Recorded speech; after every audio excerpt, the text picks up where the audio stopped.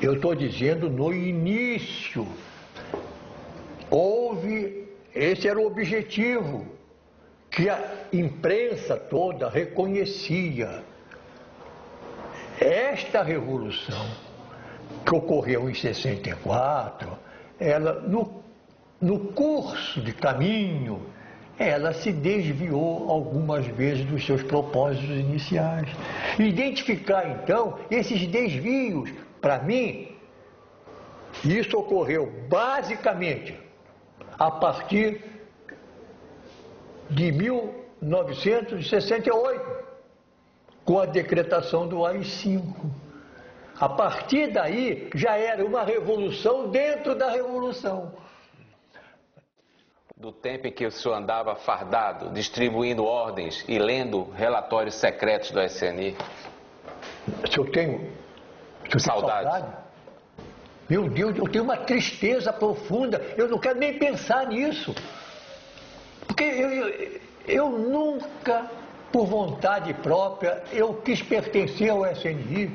Eu jamais, de minha vontade, eu queria sair do Exército. Se você disser, se eu tenho saudade do meu tempo no Exército, eu, com os meus subordinados, porque o subordinado verdadeiro, aquele cumpridor de ordem, subordinado é um termo. Às vezes ele é até um professor seu. Você aprende com as reações dele. Está entendendo? Então eu tenho uma saudade tremenda da minha vida no Exército. Pensar hoje em golpe. Antes era estupidez, mas não era reconhecido como estupidez, porque podia acontecer. Agora é estupidez que não pode acontecer. É impossível. O Brasil hoje vive uma democracia. Com os jornalistas que nós temos hoje, querer botar mordaça nesses jornalistas, olha, nem com o pitbull lá na frente, não põe, não adianta.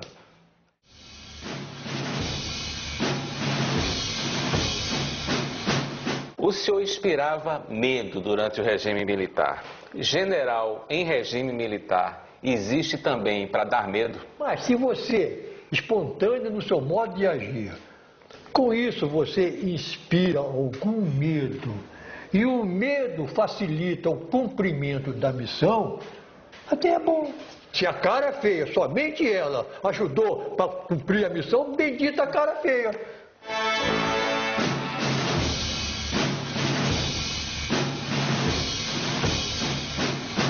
O senhor tratou um jornalista aos gritos em Brasília, numa cena que foi transmitida pela televisão e vista por todo o Brasil. O senhor se arrepende daquele ato? A TV Globo, inclusive com chamadas para o que seria publicado, General Newton Cruz persegue e agride jornalista. As chamadas eram essas. Muito bem. E como é que eles fizeram? Era assim, eu assim com o cara assim, assim uma aqui, outra ali. E ninguém viu a agressão. Deixa eu falar. Pode falar, general. Pode falar. Só cala a boca. Eu já disse a você que eu reajo da mesma forma que eu sou agredido. Então o que aconteceu? O jornalista apenas aproximou um gravador do rosto do senhor. Não foi. Aqui é apenas você. A imagem diz. A imagem não diz isso. A imagem não diz que ele aproximou. A imagem diz que ele está aqui. Qual é o problema de um jornalista se aproximar de um general com gravador? Mas não é aproximar o gravador, é o que ele disse. É o que ele disse. Deixa eu contar a história. É a pena que você é um jornalista que já tanto tempo, eu já contei isso mais de... Número 1, esse jornalista é meu amigo. Quando eu estava subindo lá, tudo que é jornalista ao meu redor, tudo em volta de mim. Eu falei, bom, agora eu posso falar com vocês. Tudo bem, mas general, é o tempo todo. Aquilo foi me irritando. É a tal coisa, né? É aquilo que eu disse para você. É violento, não tem mais o quê. Aquilo foi me irritando. Lá pelas tantas... Ele falou, general, tem mais o que e tal. Uma coisa aí, pum, desligou na minha cara o microfone. Pá! Isso a televisão não bota, não. Tá. Isso aí é reproduzido em centenas de jornais, atinge milhões de brasileiros, uma única fonte dizendo falsidades. Atinge milhões de brasileiros e mais ainda, cada jornal reproduz como se fosse uma notícia sua. Vale dizer, sai de uma maneira no jornal, sai de outra maneira no outro jornal, e isso aí fica espalhado no Brasil todo. Fonte uma única e falsidade. Por que não foi aplicada a lei de imprensa? Boa pergunta para fazer para o presidente da República. O senhor está pedindo que esqueçam a emergência. Não, eu estou pedindo. Não, esqueça a minha. Emergência não estou ligando para isso. Esqueça se quiser. O Distrito Federal jamais vai esquecer o estado de emergência. É o que você diz. Talvez não esqueça porque viveu tão bem em 60 dias que não vai esquecer mais. O que você sofreu? Você? Não, eu não sofreu nada que está não sofreu nada que está falando para mim desse jeito aí de medida de emergência. Ora, bola. Deixa eu falar. Pode falar, general. Pode falar. Então cala a boca.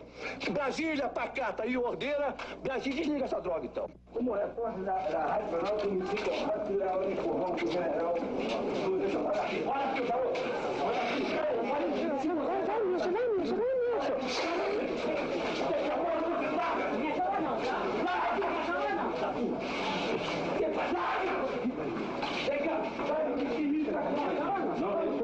Essa não, tá?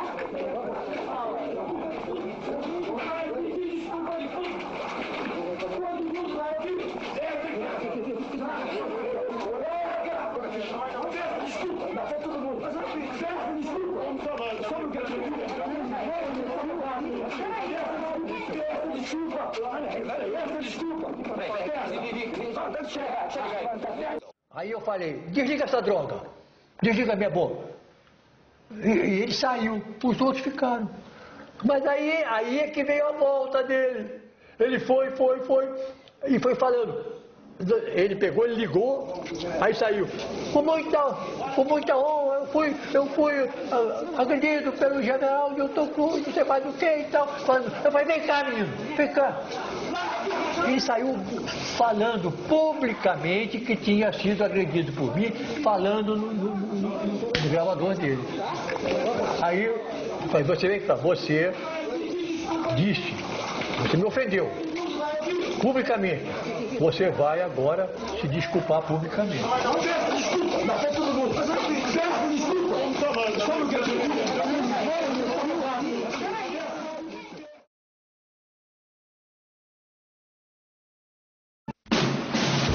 Você vai ver agora cenas que não poderiam acontecer durante o regime militar. Um general do Exército aceita ser entrevistado sobre temas polêmicos. Está feito o desafio de novo. É duro de ouvir, é? É duro de ouvir? Uma dúvida que fica, como é que uma prática... Você tem a dúvida, vamos ver se eu tenho. Você me forçou a te dizer isso. Hoje todo mundo diz que foi torturado para receber a Bolsa Ditadura. É essa a resposta que você quer? O senhor chamou o ex-presidente Fernando Henrique Cardoso de fugitivo, entre outros Ele não, entre todos eles, inclusive ele. Nós não somos bandidos, nós somos soldados de luta. Ninguém foi preso impunemente, não. Vocês não dão repercussão nisso, hein? Essa é a nossa mágoa. O soldado é um cidadão de uniforme para o exercício cívico da violência. No mundo inteiro, historicamente. Quer guardar a frase?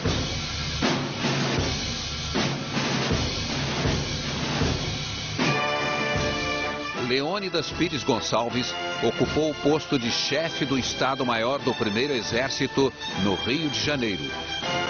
Nesta função, cabia a ele dirigir o DOI-CODE, o temido Destacamento de Operações de Informações do Centro de Operações de Defesa Interna. Passou 2 anos e 10 meses na função a partir de março de 1974. Quando o regime militar acabou, ele virou ministro do Exército. As palavras do general são um documento, o que um militar de alta patente tem a dizer sobre uma fase conturbada da história recente do Brasil. Aos 88 anos de idade, o general diz que não teme controvérsias. O senhor já chamou a cassação de mandatos e a suspensão de direitos políticos de medidas altamente civilizadas. Baseado em quê? O senhor chama de civilizadas medidas que são, obviamente, uma violência política? É porque elas são históricas, né? A cassação é uma denominação nossa do ostracismo na Grécia e do banimento em Roma. São essas duas coisas. Então ela é civilizada porque ela tem 2000 anos de atuação mesmo. E nós ainda fizemos com uma maneira mais doce do que faziam os romanos e os gregos. Porque nós não afastamos as pessoas do lugar onde moravam, eles afastavam.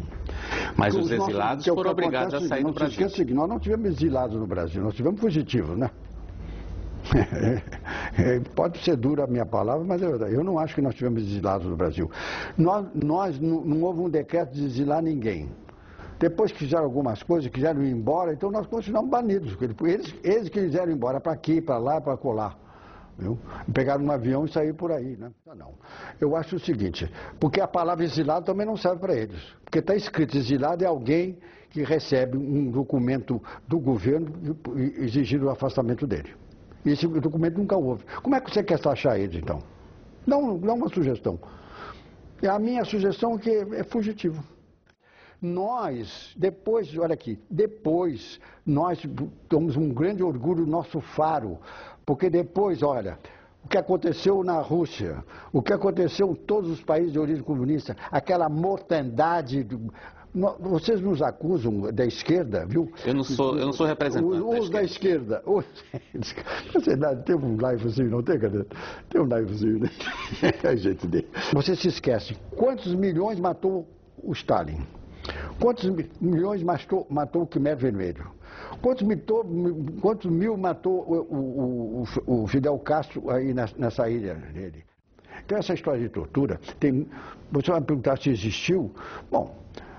Aí eu costumo dizer, a miserável condição humana leva a isso. Com medo da falar da tortura, eles eram grandes delatores, não? Muito, grandes delatores. Que um do Comitê Central delatou toda a turma, para o meu esquema de segurança no Rio de Janeiro. O senhor está dizendo, é uma acusação grave, que pagou a um integrante do Comitê Central do Partido Comunista para delatar seus companheiros. Quem pagou, o senhor? Não, a organização. O senhor tem ideia de quanto? Nunca me contactei com nenhum subversivo. Pessoalmente, nunca.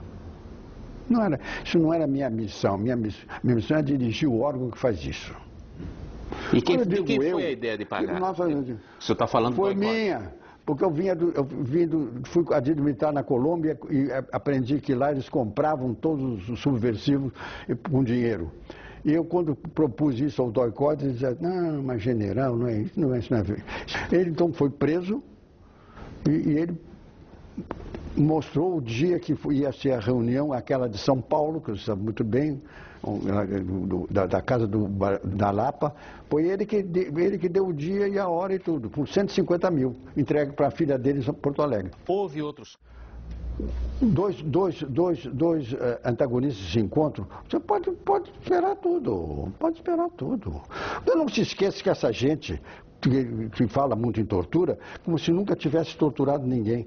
Você acha que pegar um embaixador, um homem acostumado a ser reverenciado, botar dentro de um carro acaronhado, matar o seu segurança e depois ficar num quartinho de 2x2 ameaçado, não é tortura? Tortura psicológica e forte. Vamos acabar com essa história de tortura só de um lado, viu? Você sabe que eu sempre conto esse episódio que aconteceu no meu Doicode. É um corredorzinho, 4x4, e na cabeceira lá ficava um oficial sentado numa cadeira, noite e dia. De repente, esse oficial que estava lá ouviu um som estranho. E foi, olhou todos os quatro, não tinha nada demais. Isso é verdadeiro o que eu estou dizendo.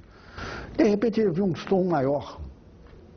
Aí ele, passando de novo, viu uma mulher numa posição estranha na cama. Ele entrou, ela estava se estrangulando com um tecido que ela tinha tirado do lençol e fez uma trança. Ela estava se estrangulando. Nós não deixamos ela morrer. Já pensou se ela morre o problema que eu ia ter?